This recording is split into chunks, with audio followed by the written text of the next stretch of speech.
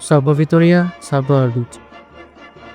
Selamat pagi, selamat siang, selamat sore, dan selamat malam Kamerati. Selamat datang kembali di channel Zaki si Fasisme. Baiklah Kamerati, pada video kali ini kita akan membahas salah satu partai politik yang mengusung ideologi fasisme dalam sejarah Asia dari Indonesia, yaitu adalah Partai Fasis Indonesia. Partai yang lahir pada tahun 1933 ini berbeda daripada kebanyakan partai dari Gerakan Nasionalis Indonesia pada waktu itu. Bagaimana partai ini terbentuk, apa tujuannya, dan bagaimana akhir dari partai ini? Mari kita masuk ke pembahasan.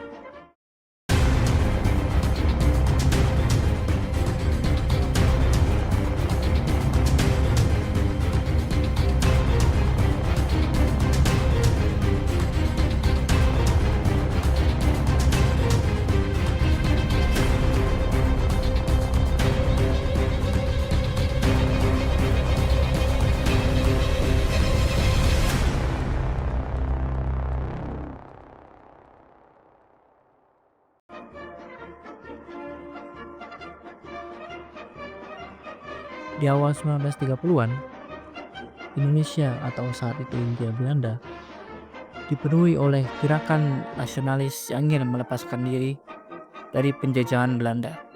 Pada saat itu, Partai Nasional Indonesia atau PNI dan Syarikat Islam menjadi dua kekuatan besar utama dalam gerakan perjuangan kemerdekaan. Namun, ada satu kelompok yang memiliki visi berbeda. Mereka ingin mendirikan sistem fasis di Indonesia. Kelompok ini didirikan dan dipimpin oleh seorang intelektual bernama Dr. Noto Nindito. Dr. Raden Panji Wirasmo Noto Nindito lahir sekitar tahun 1900 di Rembang, Jawa Tengah. Putra dari Raden Panji Noto Mijoyo, adalah seorang pria Jawa, ilmuwan, dan politikus pada masa Hindia Belanda. Noto Nindito memiliki latar belakang pendidikan di bidang ekonomi dan akuntansi. Ia pernah belajar di Eropa, khususnya di Belanda dan Jerman, di mana ia terpapar langsung dengan ideologi fasis yang berkembang saat itu karena kemenangan Adolf Hitler pada pemilu di Jerman. Pengalaman ini mempengaruhi pandangannya terhadap sistem pemerintahan dan ekonomi. Noto Nindito merupakan bagian dari elit intelektual Bumi Putra yang mendapat akses pendidikan tinggi di luar negeri. Ia mendapatkan gelar doktor ekonomi di Jerman. Di Jermanlah ia menyaksikan bangkitnya ideologi nasionalisme otoriter. Selain itu, ia dikenal aktif menulis artikel dan esai yang dimuat dalam berbagai media pergerakan dan surat kabar nasional, memperlihatkan posisinya sebagai pemikir dan ideolog. Sebelum mendirikan Partai Fasis Indonesia, Dr. Noto Nindito aktif di beberapa organisasi, di antaranya Budi Utomo. Pada tahun 1926, ia ditawari posisi sebagai ketua cabang Pekalongan, namun menolak. Lalu Syarikat Islam, menjadi koeditor jurnal Dwi Mingguan Pelita Indonesia bersama Ali Mana dan anggota Komite Keuangan Pemerintah Lokal di Pekalongan. Lalu aktif di Partai Nasional Indonesia. Bergabung sekitar tahun 1929 dan menjadi ketua cabang Pekalongan. Pemikiran Noto Nindito pada dasarnya mengikuti sebuah organisasi nasionalis Jawa yang bernama Komite Nasionalis Jawa yang dibentuk pada 1914, dipimpin oleh Sutatmo Surjo Kusumo. Ide pokok pemikiran Noto Nindito di antara lain, yang pertama, mendapatkan kemerdekaan Jawa dan kemudian diangkat seorang raja yang tunduk pada Groundweb. Dan raja ini adalah keturunan dari Panembahan Senopati.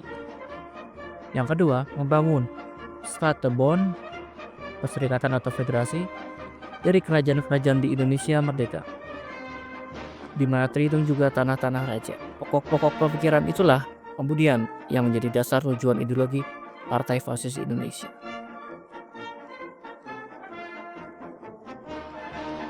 Partai Fasis Indonesia didirikan oleh Dr. Noto Nindito pada Juli 1933 di Bandung setelah beliau memutuskan hubungan dari Partai Nasional Indonesia. Dr. Noto Nindito mendasari Partai Fasis Indonesia dengan ideologi fasisme yang terinspirasi oleh Adolf Hitler dan Benito Mussolini di Eropa.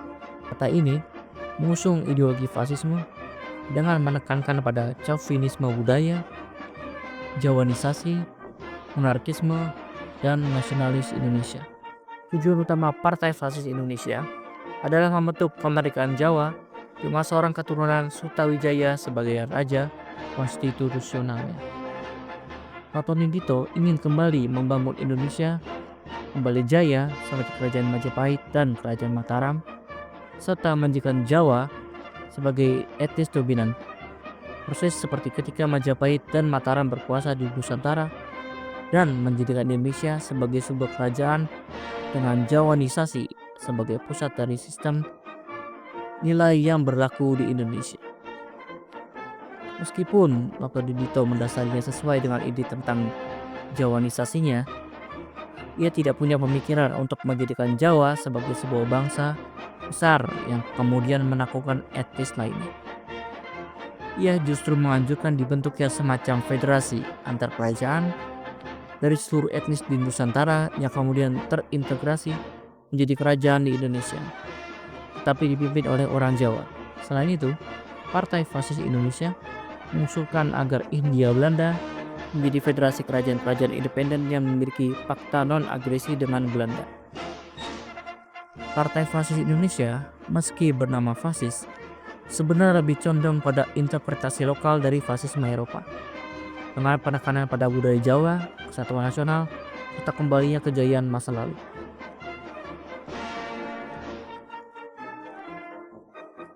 Kemunculan Partai Fasis Indonesia rupanya tidak disambut baik oleh pergerakan kemerdekaan lain yang ada di Indonesia pada waktu itu.